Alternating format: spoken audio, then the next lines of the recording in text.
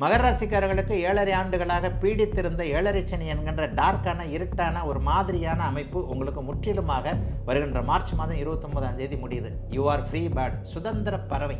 வீடு கட்டுவீங்க, கடன் வாங்கி வீடு கட்டுவீங்க, கடன் வாங்கி தொழில் வைப்பீங்க, அந்த தொழில் நல்லா இருக்கும். யூடியூப்பில் அதிகமாக ராசிபலன் பார்த்தவங்க யாருன்னு பார்த்தீங்கன்னா கும்பராசிக்காரங்களா கடகராசிக்காரங்களாக தான் இருப்பீங்க. கும்பராசிக்காரர்கள் எல்லாருக்குமே மிகப்பெரிய தீர்வுகள் தெளிவுகள் வரக்கூடிய தன்மைகள் இந்த 2025 புத்தாண்டுலேருந்து இருக்குது. குகைக்குள்ளே நடந்து போகிறவனுக்கு தூரத்தில் வெளிச்சம் கிடைச்சா எவ்வளோ சந்தோஷம் கிடைக்குமோ அதை பார்த்து நம்ம போய்கிட்டே இருந்தோம்னா இந்த வந்துருமையா வாசல் அப்படின்னு நினைக்கிற அளவுக்கு இப்போது கும்பராசிக்காரர்களுக்கு மீனத்திற்கு அடுத்த வருஷம் ஜென்மச்சனி ஆரம்பிக்கும் போது உஷாருன்னு தான் சொல்லிட்டு வந்துட்டுருக்கேன். ஜோதிடத்தை நம்பாதவர்களை கூட நம்ப வைக்கின்ற அமைப்பு ஜென்மச்சனி அஷ்டமச்சனி அமைப்புகளுக்கு கண்டிப்பாக உண்டு. 50 வயதுக்கு மேற்பட்டவர்களுக்கு பெரிய அளவில் சோதனைகள் இருக்காது. அவர்களுக்கு பொருட்சேர்க்கை போன்ற அமைப்புகள், குடும்பத்தில் மங்கள விஷயங்கள் 50 வயதுக்கு மேற்பட்ட மீனராசிக்காரர்களுக்கு இருக்கும்.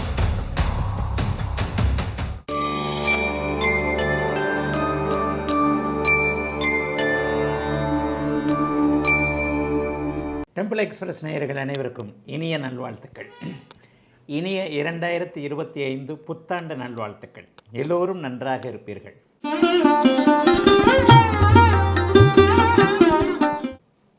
மகரம்.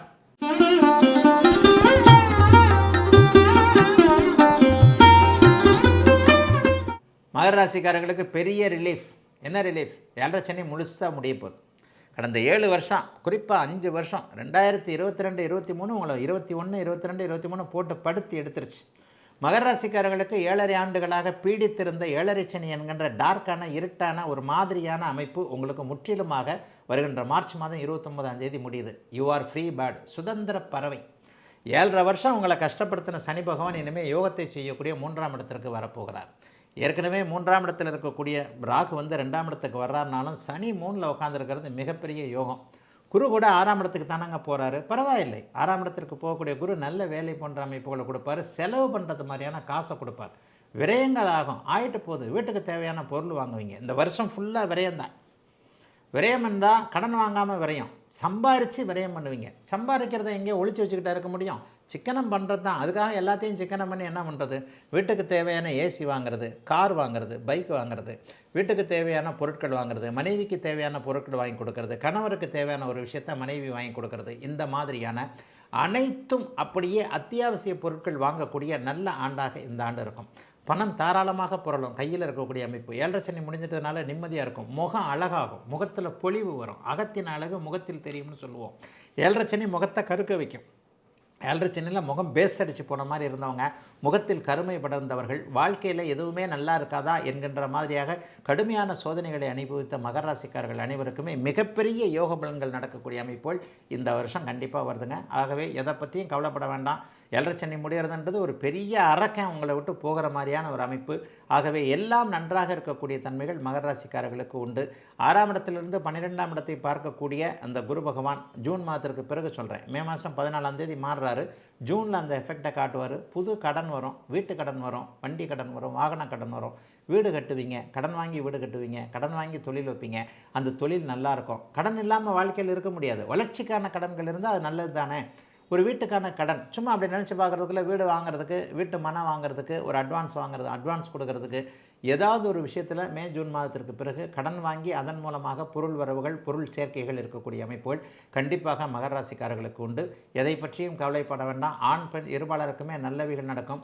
இதுவரைக்கும் நடக்காத திருமணம் நடக்கும். இதுவரைக்கும் நடக்காத ஒன்று, தடங்களாகி இருந்த ஒன்று அப்படியே தடைகள் நீங்க பெறும். புத்திரபாக்கியம் இல்லாதவர்களுக்கு புத்திரபாக்கியம் கிடைக்கும். திருமணமும் நடக்கும், குழந்தை பாக்கியமும் உடனே ஒரே வருஷத்திலே கிடைக்கக்கூடிய தன்மைகள் நிச்சயமாக உண்டு. உடல்நலம் சரியில்லாதவர்கள் சரியாக வருவாங்க.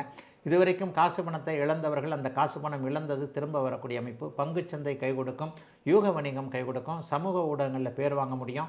வீட்டை சுற்றி இருக்கிறவங்ககிட்ட இது வரைக்கும் கெட்ட பேர் எடுத்துக்கிட்டவங்க, தொழிலில் கெட்ட பேர் எடுத்துக்கிட்டவங்க அவ்வளோ பேருமே இழந்த பெயரையும் அந்தஸ்து கௌரவத்தையும் மீட்டெடுக்கக்கூடிய நல்ல ஒரு ஆண்டாக 2025 புத்தாண்டு மகர ராசிக்காரர்கள் எல்லோருக்கும் அமைந்திருக்கிறது. கும்பம்.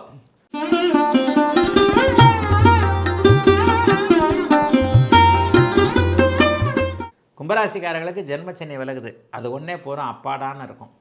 அதுவும் சதய நட்சத்திரக்காரர்களும் பூரட்டாதி நட்சத்திரக்காரர்களும் படாத பாடுபட்டுட்டீங்க. போன வருஷம் பூரட்டாதி நட்சத்திரம் 2024 பூரட்டாதி நட்சத்திரக்காரர்களை அப்படியே பிழின்னு பிழிஞ்சிருச்சு அப்படின்னு சொல்லுவேன். 2023ம் 2024ம் கும்பராசிக்காரர்களை அப்படியே ஒரு மாதிரியாக ஆக்கிடுச்சு ஜென்மச்சனி. இதுக்கு முன்னாடி ஒரு கிண்டல் பண்ணவங்க கூட என்னையா பெருசாக சனி செஞ்சிடும், அப்படி என்ன ஜோசியத்தை நம்பாதவங்க கூட இந்த 2 வருஷம் கும்பராசிக்காரங்களை ஜோசியத்தை நம்பிட்டீங்க இல்லையா? யூடியூப்பில் அதிகமாக ராசி பலன் பார்த்தவங்க யாருன்னு பார்த்தீங்கன்னா கும்பராசிக்காரங்களும் கடகராசிக்காரங்களாக தான் இருப்பீங்க. 12 ராசி பலன்கள் வீடியோக்கள் போடப்படுகிறது. அதில் பாருங்கள், இந்த 2 ராசி மட்டும் ஹை வியூஸ் போயிருக்கும். ஏன்னா அந்த 2 ராசிக்காரங்க தான் கடுமையாக கஷ்டப்பட்டீங்க, கஷ்டமச்சனி ஜென்மச்சனின்னு. அப்போ கும்பராசிக்காரர்கள் எல்லாருக்குமே மிகப்பெரிய தீர்வுகள் தெளிவுகள் வரக்கூடிய தன்மைகள் இந்த 2025 புத்தாண்டுலேருந்து இருக்குது. ஐயா 7.5 சனி முழுசுமாக முடியலை எங்கய்யா, அதுக்குள்ளே என்னங்கய்யா இவ்வளோ சந்தோஷம் வந்துருமா அப்படின்னு நீங்கள் கேட்டிங்கன்னா, 7.5 சனியில் நடுப்பகுதியாக இருக்கக்கூடிய ஜென்மச்சனி அமைப்புகள் மட்டும்தான் எப்போவுமே கடுமையான வாய் விட்டு அழக்கூடிய, மனசில் ஒன்றும் இந்த மாதிரிலாம் சோதனை எந்த காலத்துலேயும் வந்ததே இல்லை என்கின்ற மாதிரியான அமைப்புகள் எல்லாத்தையுமே தீர்க்கக்கூடிய நிலைகள் உண்டு. வெள்ளிக்கிழமை என் சேனலில் நடத்துகிற லைவில் பார்த்தீங்கன்னா, குருஜி டிவி லைவில் பார்த்தீங்கன்னா, கும்பராசிக்கார இளைஞர் வந்தாலே ஒரு வார்த்தை கேட்பேன், அப்பா அம்மா தண்டை சோறுன்னு திட்டுறாங்களான்னு கேட்பேன். வெக்கப்பட்டுக்கிட்டு சிரிச்சுக்கிட்டு அந்த இளைஞன் வந்து ஆமாங்கய்யா அந்த வார்த்தையே வாங்கிட்டேன் அப்படின்னு சொல்லுவாங்க. இளைஞர்களுக்கு ஒரு விடிவு காலம் வரப்போகிறது. வேலை தொழில் அமைப்புகளில் நல்லவைகள் நடக்கப் போகிறது. 30-40 வயதுகளில் இருந்தவங்களுக்கு இது வரைக்குமே இல்லாத அளவிற்கு ஒரு நல்ல தெளிவு, நல்ல தீர்வு, சோம்பல் போய் அப்படியே உற்சாகம் வரக்கூடிய தன்மை, தொட்டத்து தொடங்கக்கூடிய நல்ல அமைப்புகள் இருக்கக்கூடிய எல்லாம் கிடைக்கக்கூடிய அமைப்புகள் இப்போது உண்டு. மே மாதம் 14ஆம் தேதி நடக்கக்கூடிய குரு பயிற்சி ராசியை பார்க்க போகிறார். குரு 5ஆம் இடத்திற்கு மாறப்போகிறார். 5ஆம் இடத்திற்கு மாறப்போகின்ற அமைப்பு மிகப்பெரிய ஒரு யோகா அமைப்பு. ஆக ராகு வந்து பெரிய கஷ்டத்தையும் உங்களுக்கு கண்டிப்பாக கொடுக்க போகிறதில்லை. ஆகவே எல்லா பிரச்சனைகளும் நீங்க போகிறது அப்படின்றது தான் உண்மை. ஆனால் உடனே வந்து ஜனவரி மாதமே தீர்ந்துருமே அப்படின்னு பார்க்காதீங்க. சனி பயிற்சி நடக்க போகிறதே உங்களுக்கு மார்ச் மாதம் 29 தான், ஏப்ரல் தான். சனி நீங்கி ஒரு 3 மாதம் கழித்து தான் இப்போ இருக்கின்ற இறுக்கமான அழுத்தமான சில விஷயங்கள் அப்படியே விலக ஆரம்பிக்கும். ஒரு நம்பிக்கை வரும். குகைக்குள்ளே நடந்து போய்கிட்டு இருக்கிறீங்க, குகை ஒரே இருட்டு, எந்த பக்கம் போகிறது எப்படி போகிறதுனே தெரியல, நம்ம கையே தெரியல, பயங்கரமான இருட்டு, பயமாக இருக்குது. அந்த மாதிரியான சூழல் 2 வருஷமாக இருக்குது. ஆனால் 2025 ஆரம்பித்தோன்னே தூரத்தில் வெளிச்சம் தெரியும். அப்போ எந்த பக்கம் நடந்து போகிறதுன்னு தெரியும். எந்த திசை நமக்கு ஏற்றது, எந்த செயல் நமக்கு ஏற்றது, எந்த முடிவு நமக்கு ஏற்றது, எதை எப்படி செய்யணும், யார்கிட்ட எப்படி பேசணும், எந்த விஷயத்தில் இன்வெஸ்ட் பண்ணணும், இந்த மாதிரியான தெளிவு. குகைக்குள்ளே நடந்து போகிறவனுக்கு தூரத்தில் வெளிச்சம் கிடைச்சா எவ்வளோ சந்தோஷம் கிடைக்குமோ, அதை பார்த்து நம்ம போய்கிட்டே இருந்தோம்னா இந்த வந்துருமையா வாசல் அப்படின்னு நினைக்கிற அளவுக்கு இப்போது கும்பராசிக்காரர்களுக்கு ஏப்ரல் மாதத்திற்கு பிறகு, குறிப்பாக மே மாதம் 14ஆம் தேதிக்கு பிறகு 2 பயிற்சிகளும் நல்ல பயிற்சி. சனி பயிற்சி நல்ல பயிற்சி, குரு பயிற்சி நல்ல பயிற்சி, ராகு பயிற்சி ராசியில் வந்தால் கூட குருவின் பார்வையில் வந்துடுறார். ஆக அப்படியே 2 வருஷம் ஆகாத ஒரு அமைப்பில் இருந்தவர்களுக்கு, பெயரை கெடுத்து கொண்டவர்களுக்கு, பெயரை இழந்தவர்களுக்கு, சோம்பேறியை படுத்து கிடந்தவர்களுக்கு, சம்பாதிக்க விருப்பம் இல்லாமல் இருந்தவர்களுக்கு, சம்பாத்தியத்தை இழந்தவர்களுக்கு, வியாபாரம் நன்றாக இல்லாமல் இருந்தவர்களுக்கு, எல்லா நிலைமைகளிலும் ரோட்டுக்கே வந்துட்டேன் என்கின்ற மாதிரியான எண்ணங்கள் இருந்தவர்களுக்கு, மனைவியை பிரிந்தவர்களுக்கு, கணவனை பிரிந்தவர்களுக்கு, சண்டை போட்டு கொண்டிருந்தவர்களுக்கு, குடும்ப நிம்மதி இல்லாமல் இருந்தவர்களுக்கு, அத்தனை பேருக்குமே எல்லா இழந்த சந்தோஷங்கள், நிம்மதிகள் அத்தனையும் திரும்ப கிடைக்கக்கூடிய நல்ல ஆண்டாக கும்பராசிக்காரர்களுக்கு அமையுங்க. வயதிற்கேற்றாற் போல் மிகப்பெரிய நல்லவைகள் நடக்கும். ஆனாலும் ஒன்று அடிக்கடி சொல்லுவேன், கும்பராசியில் 50 வயசுக்கு மேற்பட்டவர்களுக்கு ஜென்மச்சனி ஒன்றும் பண்ணலை. அவர்களுக்கு கொஞ்சம் ஒரு 10% பேருக்கு நல்லா தான் இருந்தது. அப்படிலாம் ஒன்றும் பெரிய கஷ்டத்தை அவர் கொடுக்கல.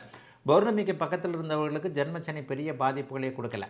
அவர்களுக்கெல்லாம் கூட இந்த வருஷம் ரெட்டிப்பு நன்மைகள் இருக்கும்.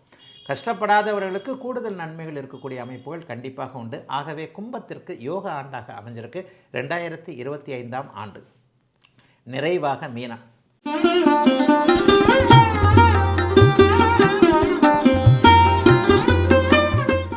மீனராசிக்காரர்களுக்கு ஜென்மச்சனி ஆரம்பிக்க போகுது.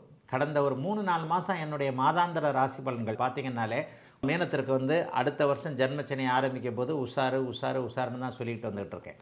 ஜோதிடத்தை நம்பாதவர்களை கூட நம்ப வைக்கின்ற அமைப்பு ஜென்மச்சனி, அஷ்டமச்சனி அமைப்புகளுக்கு கண்டிப்பாக உண்டு. ஆக இப்போ உங்களுக்கு ஜென்மச்சனி இந்த வருஷம் ஏப்ரல் மாதத்துலேருந்து ஆரம்பிக்க போகுது. என்னங்க ஜென்மச்சனி பெருசாக பண்ணிடும், காசு பண்ண விஷயத்தில் கை வைக்கும். கடன் வாங்குறத தேவைக்கு மட்டும் கடன் வாங்குங்க, வெட்டி பந்தாவுக்கு கடன் வாங்காதீங்க. கிரெடிட் கார்டில் ரொம்ப கவனமாக இருங்க. ஜென்மச்சனியில் உயிர் நண்பன்னு சொல்லிக்கிறவன் வந்து அப்படியே ஓடி போயிடுவான். அவன் யார், ஒரு நண்பனை அடையாளம் காட்டக்கூடிய அமைப்பு. சொந்தக்காரங்களை மாமா மச்சான் அண்ணன் தம்பி யாரெல்லாம் எப்படிப்பட்ட அமைப்பில் உதட்டளவில் பேசுகிறாங்களா உள்ளத்தளவில் பேசுகிறாங்களா என்பது போன்ற அனுபவங்கள் ஜென்மச்சனி அமைப்புகளில் வரும். ஆகவே உலகத்தை உணர்ந்து கொள்ளக்கூடிய அமைப்புகள் இளைய பருவத்து ஜென்மச்சனி நடக்கப் போகின்ற 30-40 வயசுக்குள்ளே இருக்கிறவங்களுக்கு இந்த மாதிரியான அமைப்பு நடக்கும். ஆனால் 50 வயசுக்கு மேற்பட்டவங்களுக்கு கண்டிப்பாக பிரச்சனைகள் இருக்காது. எல்லா ராசிலையும் வேறு வேறு மாதிரியான அமைப்புகள் இருக்குது. 50 வயசுக்கு மேற்பட்டவர்களுக்கு வீடு வாகனம் வாசல் இது நிலம் வாங்கிறது போன்ற அமைப்புகளில் சுப விரயங்கள் கண்டிப்பாக இருக்கும். வீடு வாங்க முடியும், நிலம் வாங்க முடியும், வீட்டடி மனம் வாங்க முடியும், ஒரு புதிய கார் வாங்க முடியும். இந்த மாதிரியான நல்லதொரு பொருட்சேர்க்கை இருக்கக்கூடிய அமைப்பு. 50 வயது கடந்தவர்களுக்கு தொழில் முன்னேற்றங்கள் இருக்கக்கூடிய அமைப்பு, காசு பணம் வரக்கூடிய அமைப்புகள்லாம் இருக்கும். சின்ன பசங்களுக்கு காசு விரயம் இருக்கும், பெரியவங்களுக்கு காசு வரும். இதுதான் வாழ்க்கை. எல்லா வயசுலேயும் ஒரே மாதிரி இருந்ததில்லை. 20 வயசில் போய் லவ் பண்ண முடியாது, 60 வயசில் போய் பேரம்பேத்தியக்காக பார்க்க வேண்டிய காலத்தில் 20 வயசுலேயும் 60 வயசுலேயும் ஒரே மாதிரியான பலன்கள், ஒரே மாதிரியான எண்ணங்கள் நமக்கு இருக்குன்னு சொல்ல முடியாது.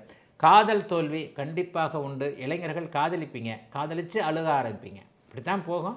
உத்திரட்டாதி நட்சத்திரக்காரங்களும் புரட்டாதி நட்சத்திரக்காரங்களுக்கும் காதலை தவிர வேறு எந்த விதமான எண்ணங்களும் வராது.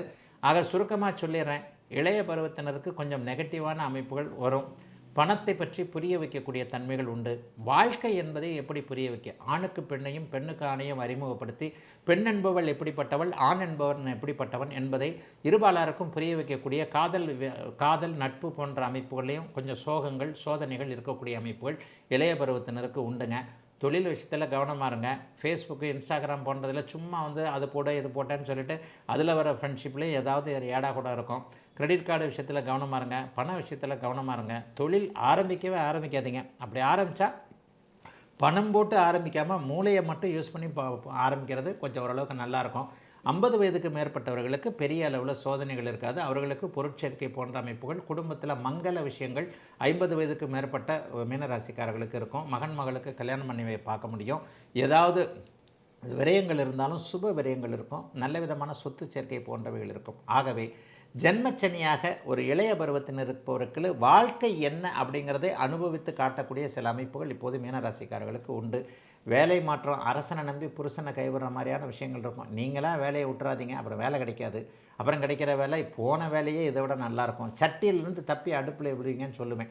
நடக்கிறத நீங்கள் அக்செப்ட் பண்ணிக்கோங்க, நீங்களாக ட்ரை பண்ணி எதுவும் பார்க்காதீங்க அப்படிங்கிறது தான் மீனராசிக்காரர்களுக்கு 2025ஆம் ஆண்டு சொல்லக்கூடிய செய்தி. வாழ்த்துக்கள். எல்லோரும் நன்றாக இருப்பீர்கள்.